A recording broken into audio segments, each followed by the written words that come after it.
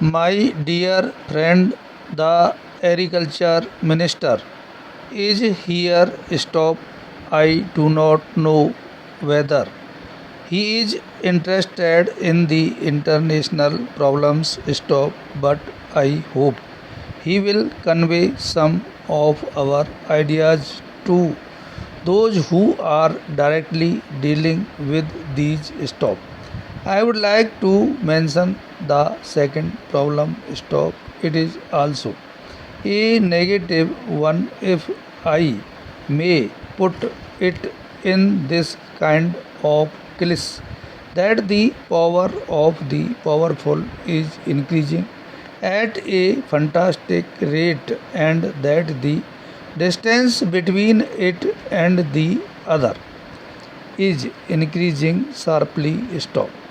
We have seen the experience of the UNIDO conference, which is taking place these days, how difficult it is for the international community to work towards a new international economic order, because the powerful do not find it in their interest to agree to a new international economic order which would be more just. Stop. And that makes it necessary for us precisely for that reason to consult forces with all other similarly situated countries to work for a new international economic order. Stop. Para.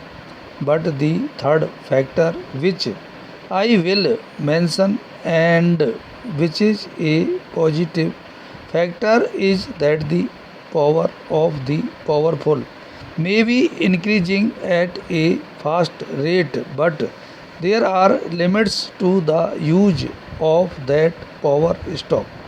You have enormous weapons which can destroy the world many times over, but you cannot use those weapons. Stop. The balance of terror has given leverage to less powerful countries, those countries who may not be a large power like India and others, to come together, to work together, and to exercise more leverage. Stop. And finally, sir, I would like to say that there is an immediate problem for this country, because for the first time we are being encircled. Stop.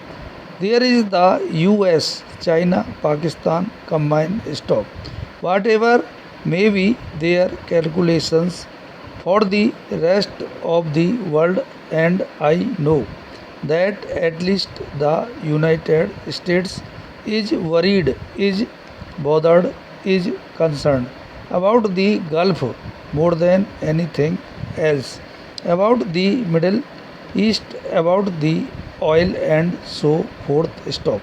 The actual impact of what is happening, the actual consequence of it is encirclement of India for the first time by three major powers. Stop. They will put bases there. Stop. Para.